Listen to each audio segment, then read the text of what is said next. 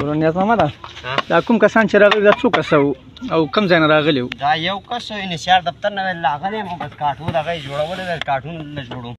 په پاکستان اسلامي جمهوریت کې ټولو افغان کډوالو ته خبر ورکول کیږي چې داسې ناترسه انسانان پیدا سوي دي چې زموږ افغان کډوال کوم وروڼه چې پیوار کارډونه یا ای سی سی کارډونه نه لري ورځي د دوی سره د یونیسیار په نامه باندې یا د نورو ادارو په اړوند باندې د هغو د نامو څخه په استفادې سره د خلکو څخه پیسې اخلي او د کاډو وعدې ورکول کیږي.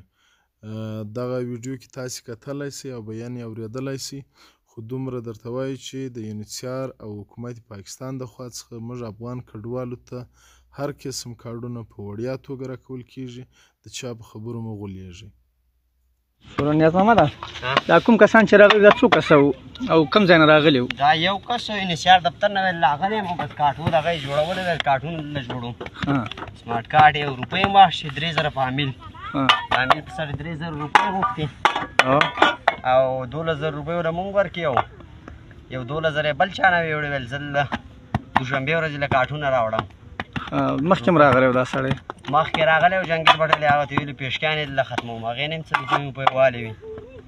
بیا دلته مونږ پلار راوستو ویل دغه نه راغلی یم دا بړه چینار کې مې کور دی او داسې کار جوړوم کارټونه جوړوم. تاسو چاته ویلې ولې نه؟ بس ورا چې مونږ ناپوه یو بس پوه نه شو که نه مونږ پلار ته ما وویل مې دا کار نه یې ویل نه صحیح دی بس پیسې یې وړي هغه سړي نمبر یې 3 واړه اوس بند دي. نمبر یې خو شته راسره که نه؟ نمبر یې 3 واړه هم شته راسره. د سید ما ته به دا نمبر یې راکړي صحیح ده؟